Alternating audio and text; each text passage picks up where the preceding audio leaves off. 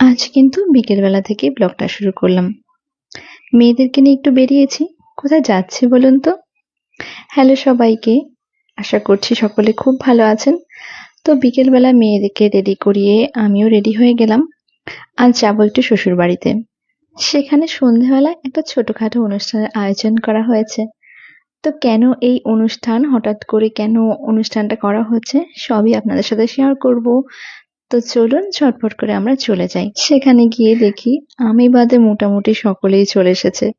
শাশুড়ি মা আবার বলল আমাদের বড় অতিথি চলে এসেছে।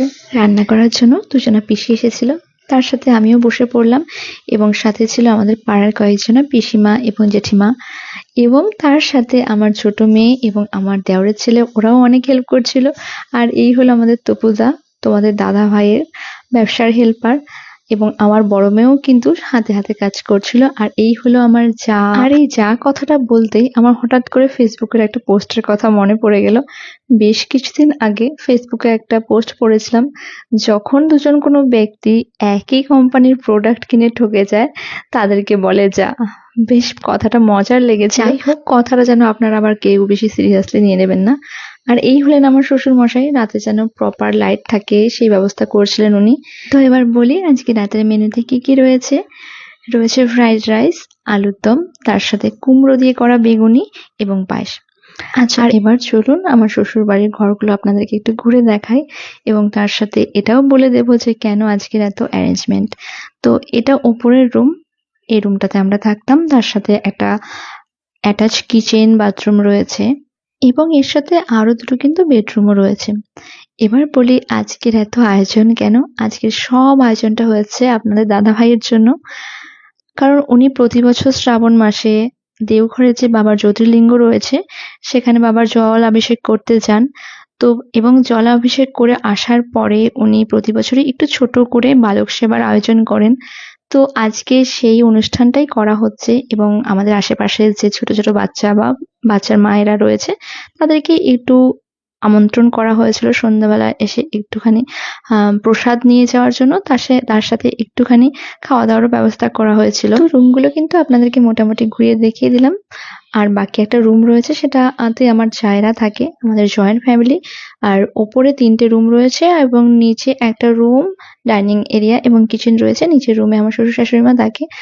আর পিসি দেখো কি করেছে, কুমড়োগুলো কেটে নেওয়ার পরে কুমড়োর যে বুকটা রয়ে গেছে সেগুলোকে প্যাকেট করে রেখে দিয়েছে, এটা পরের দিন পাতুরি করে খাবে বলে। তোমরা কে কে এই পাতুরি খেয়েছো আমাকে কিন্তু কমেন্ট করে জানাবে। এরপর চলে আসলো চা পর্ব। যারা রান্না করছিল পিসিদেরকে চা করে দিল আমার শাশুড়ি মা। এবং এখানে মোটামুটি পায়েস তো হয়ে গেছে, এবার আলুর দমের আলু ভাজা হয়ে গেছে, আলুর দমের প্রিপারেশন চলছে। আর এর মাঝে আমি মোটামুটি যখন দেখলাম লোকজন আসা শুরু করেছে আমি গিয়ে টুক করে শাড়িটা পরে নিলাম, কারণ চুড়িদার পরেছিলাম এবং বাড়িতে লোকজন আসবে ভালো দেখায় না। এবং তার মধ্যে আমার দিদিও চলে এসেছে। আমার দিদিকে তো এর আগে আপনারা দেখেছেন এবং আমার মামা মামিও এসেছিল। আমার মামি অনেক দিন পরে আমাদের বাড়িতে এসেছে, তাই একটু বেশি করে আড্ডা দিয়ে নিলাম।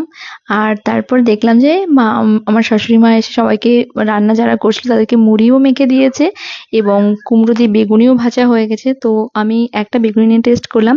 আর এই বৌদির কথা না বললেই নয়, এই বৌদি রোজ আমার ভিডিও দেখবে এবং আমাকে বলবে তোর চুল কিভাবে তোর এত কথা শুনে, আমরা চুল বাঁধতে গেলে তো এরকম হয় না।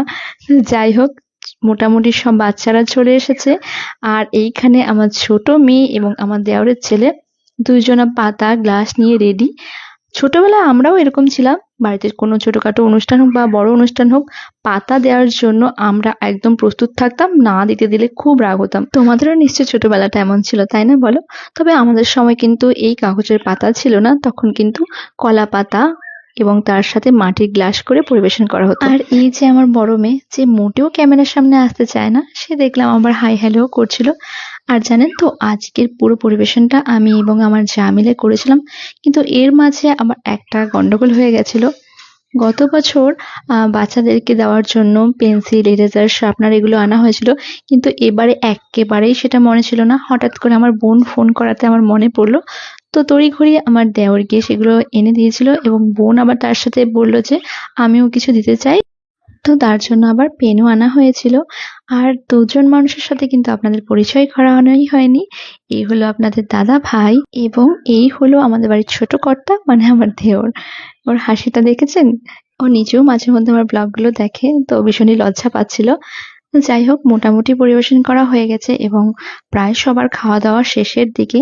এইবারে আমার বড় মেয়ে, আমার ননদের মেয়ে, আমার ছোট মেয়ে এবং দেওরের ছেলে এরা সবাই মিলে পেন, পেন্সিল, ইরেজার, শার্পনার বাচ্চাদের হাতে হাতে দিয়ে দিচ্ছিল। তার সাথে প্রসাদও প্যাক করা হয়েছিল, সেগুলোও দিয়ে দিচ্ছিল। আর আরেকজন মানুষের সাথে কিন্তু আপনাদের পরিচয় করানোই হয়নি, সে হলো আমার শাশুড়িমা।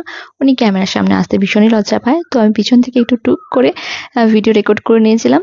আর মোটামুটি সবাইকেই সবকিছু দেওয়া হয়ে গেছিল, কিন্তু নিমন্ত্রিত লোক বেশ কিছুজন আসেনি, তাই প্রচুর খাওয়া দাওয়া বেঁচে গেছিল। তো সেগুলো আমরা একটু বাড়িতে বাড়িতে আবার পার্সেল করার ব্যবস্থা করে নিলাম এবং তারপরে বাদবাকি আমরা যে কজনের বাড়ির লোক ছিলাম সবাই মিলে খাওয়া দাওয়া করে সবকিছু গুটিয়ে একটা বড় শান্তির নিঃশ্বাস নিলাম।